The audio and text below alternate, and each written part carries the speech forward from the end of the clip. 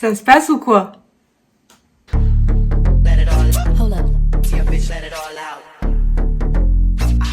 Comme j'expliquais dans ma toute première vidéo de retour sur YouTube qui était bien trop long et bien trop chiant, donc vraiment je vais essayer de... un de mes buts principaux, au-delà de vous divertir et de vous montrer un petit peu qui je suis et ce que je fais dans la vie, c'est aussi vraiment de sensibiliser et de parler sans tabou des handicaps invisibles, qu'elles soient psychiques ou neuro ou n'importe. Moi personnellement c'est surtout des handicaps psychiques et neuro qui me concernent. J'ai un mini handicap qui est physique. Et là du coup je vais faire une petite série, qui va être une série où je vais vraiment vous parler de chaque pathologie que j'ai parce que j'en ai vraiment plusieurs. Je suis vraiment polymédicamentée. Mon dossier MDPH, donc pour que ceux qui ne savent pas ce que c'est l'MDPH, c'est la maison départementale des personnes handicapées. Je commence par quelque chose que j'ai un peu délaissé, je dirais, mais qui me tient encore énormément à cœur. C'est la pathologie dans laquelle je suis atteinte, dont j'en souffre beaucoup et dont il y a le moins de solutions, personne connaît. Et quand je vous dis personne connaît, c'est que j'ai mis 12 ans pour être diagnostiquée. 12 ans. Et même avec ce diagnostic, j'ai un certificat, hein. J'ai un diagnostic. Et genre si le SAMU doit venir ou quoi que ce soit, et je suis amenée à l'hôpital et je vois un neurologue, ça m'est déjà arrivé plein de fois où ils savent même pas de quoi je parle. Ils ne connaissent même pas cette pathologie alors que c'est des neurologues. C'est leur domaine. Et ils connaissent même pas. Donc c'est à moi de leur expliquer ma pathologie. Genre c'est à moi de faire le médecin. C'est super. Cette fameuse pathologie s'appelle le CNEP. Donc c'est les crises non épileptiques psychogènes. Je suis épileptique, mais du coup j'ai également le CNEP. Donc c'est pour ça que j'ai mis autant de temps à avoir le diagnostic du CNEP. Les crises se présentent de la même manière. Enfin, c'est très difficile de différencier une crise d'épilepsie et une crise de CNEP. Alors là, petit trigger warning. Moi, j'ai accepté le fait maintenant que je fais les crises. Genre, entre guillemets, je connais pas ma vie sans les crises. Genre, ça fait partie de ma vie, c'est comme ça. Et en plus, quand je fais les crises, je suis pas consciente. Donc même si je me fais mal, si je m'ouvre le crâne, je suis pas consciente. Je n'ai pas mal sur le moment. Je sais pas ce qui se passe. Ça m'a dû arriver dans à peu près tous les endroits imaginables. J'étais assez curieuse de savoir vraiment à quoi je ressemblais potentiellement, et puis même pour vous, mais pour ceux qui m'ont jamais vu faire une crise, là j'ai trouvé deux super dames très courageuses qui ont filmé leur crise et qui les ont mis sur TikTok. Donc je me suis permise de enregistrer leurs vidéos et je vais du coup là insérer deux petites vidéos de crise de CNEP. Du coup une qui est un peu plus violente que l'autre et une qui du coup qui est dans un espace public.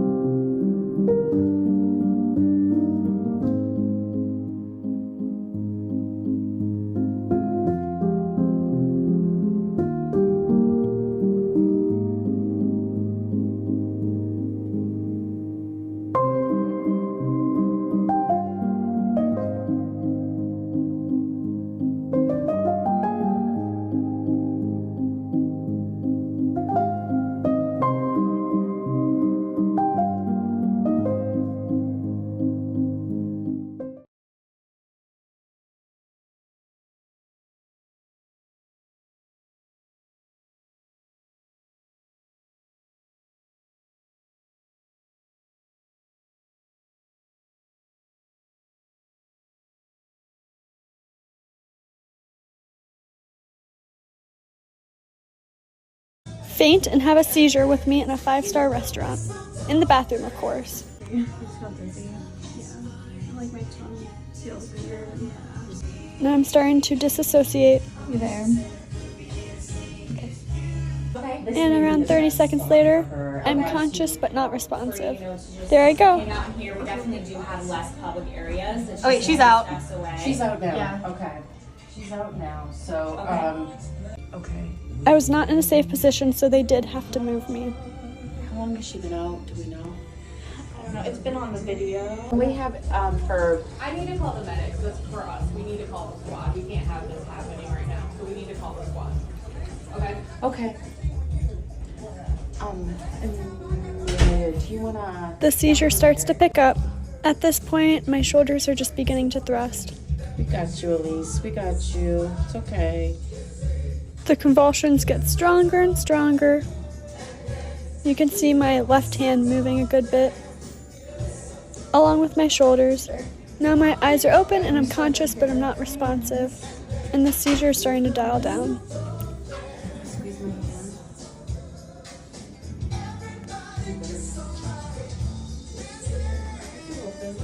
You can see what paper towels are being placed behind my neck. This is to help cool me down since I do get very hot. That can make you go.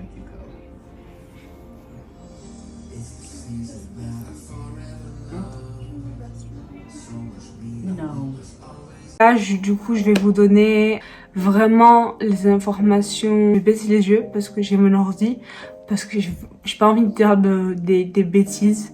J'ai vraiment envie, j'ai préparé un document avec vraiment des vraies informations. C'est un truc de ouf. Pas que moi et les gens que j'ai rencontrés sur les réseaux qui ont également cette pathologie, ils vivent la même chose que moi, les mêmes galères. Et c'est horrible parce que, ça reste hyper handicapant. C'est en fait surtout des crises qui sont une modification du comportement, où en fait elles sont limitées dans le temps, donc il y a un début et une fin. Et souvent, du coup, vraiment, il y a une perte de conscience et en gros, convulsion. Mais quand je dis convulsion, ça va pas forcément dire ce que vous imaginez là. En mode gros convulsion, de la bave en train de sortir de la bouche et tout. Convulsion, ça peut être très calme aussi. Ça peut juste être des tremblements. Souvent, ça peut être ça aussi, mais ça reste des convulsions. Aujourd'hui, un patient sur 5 qui est adressé à un neurologue spécialiste de l'épilepsie se relève avoir des CNEP. Ces crises vont surtout toucher les femmes, donc 75% et 25% les hommes. On estime que 5 personnes sur 100 000 présentent cette pathologie. Et qu'est-ce qui peut jouer sur l'intensité d'une crise de CNEP? Ça peut jouer sur ton niveau de stress, ton état mental, parce que c'est associé aussi... en fait, le CNEP, c'est une sorte de pathologie post-traumatique. Selon ton source de stress, ta crise elle va être plus ou moins violente. Moi je sais personnellement que quand je fais des crises à la maison, où il y a personne, où c'est calme, elles sont beaucoup moins intenses que quand je les fais en public. Après une crise, on est extrêmement, même si la crise dure 10 secondes, c'est comme si en fait nos muscles se tendent. Et puis même ton esprit est tout bizarre et tout. T'es pas bien, t'es fatigué, t'es un peu dans les vapes. Tu peux pas trop faire quoi que ce soit pendant les quelques heures qui suivent. En tout cas, personnellement. Les crises du coup se distinguent clairement au niveau de leur cause. Donc comme j'ai dit, elles sont plus en rapport avec les émotions. Donc et voilà, sont souvent présentes chez des personnes qui ont eu des traumas. Mais ceci dit, juste on a souvent du coup des personnes qui ont de l'épilepsie, ils ont également le CNEP parce qu'en fait juste en ayant de l'épilepsie en elle-même, c'est assez traumatique parce que c'est vraiment horrible d'avoir de l'épilepsie. Enfin, moi, je suis épileptique depuis... Enfin, j'ai été diagnostiquée à l'âge de 8 ans. Et là, maintenant, ça va, je le vis bien. Parce qu'en fait, enfin, je suis arrivée à un stade où, en fait, je me rappelle même plus de ne pas les avoir à vivre avec. Et après, les traitements. Juste les traitements. Ah, les effets secondaires! Voilà, c'est très difficile à diagnostiquer parce qu'en fait, le seul moyen qu'on peut différencier une crise de Knepp et une crise épileptique, c'est via un EEG. Mais en fait, il faut que le EEG soit fait lors d'une crise. Un EEG, il faut prendre un rendez-vous des mois à l'avance. Enfin, moi, je les contrôle pas, les crises. Moi, je peux pas dire, allez hop, crise. À part les témoignages des personnes, des proches, enfin des personnes avec qui vous êtes souvent, très compliqué de diagnostiquer. Donc ça... Il y a beaucoup de préjugés sur le Knepp, alors ça...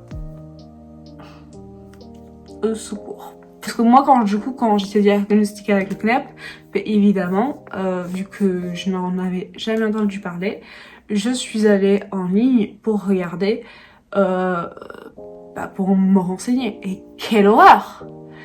Quelle horreur! Je suis tombée sur des vidéos ou des articles du type hystério-épilepsie, pseudo-crise. Alors celle-là, grande attaque hystérique. Et c'est pas des articles qui datent d'il y a 10 ans. Hein.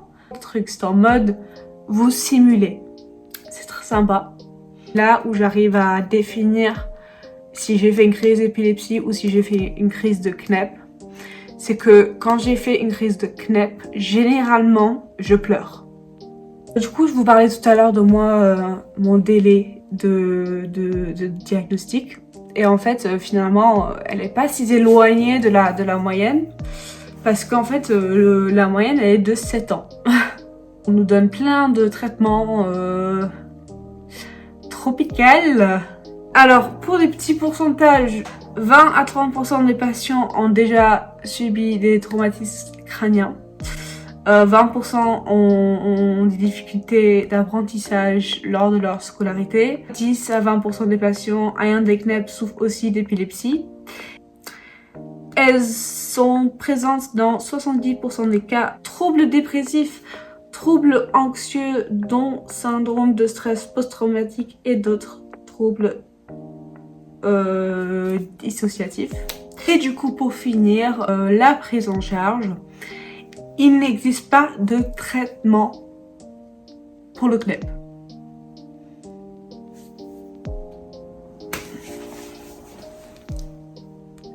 Super.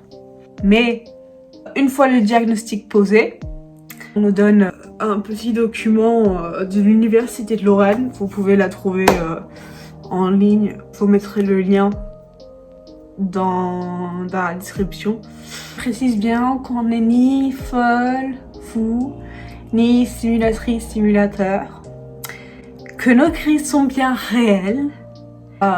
Pour le coup, oui, c'est une véritable handicap dans la vie. Donc, en tout cas, du coup, j'espère que ça vous a apporté un peu d'informations. Merci beaucoup d'avoir regardé cette vidéo. J'espère que ça vous a apporté des renseignements. Vraiment juste, je veux qu'il y ait un peu plus de bienveillance envers tout le monde. Parce que on sait pas ce qui se passe dans la vie des autres. Et puis... on a beaucoup de préjugés par rapport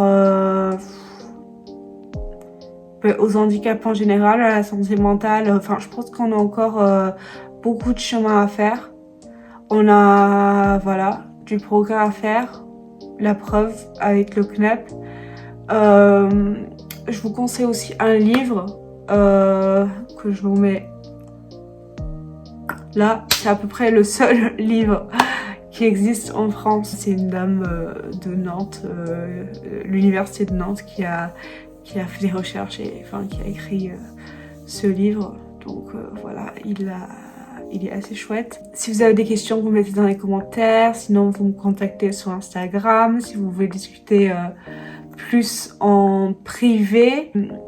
Et puis voilà, n'oubliez pas que les handicaps invisibles existent et que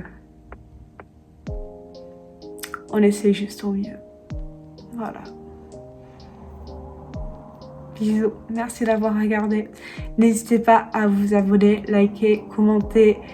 Abonnez-vous aux autres chaînes parce que sur toutes mes plateformes, j'essaye de donner un peu de contenu différent pour que ça soit un peu varié. Mais en tout cas, bisous. Hold up. It's important because that's the truth. Hold up. I'd like to present myself as Hold up.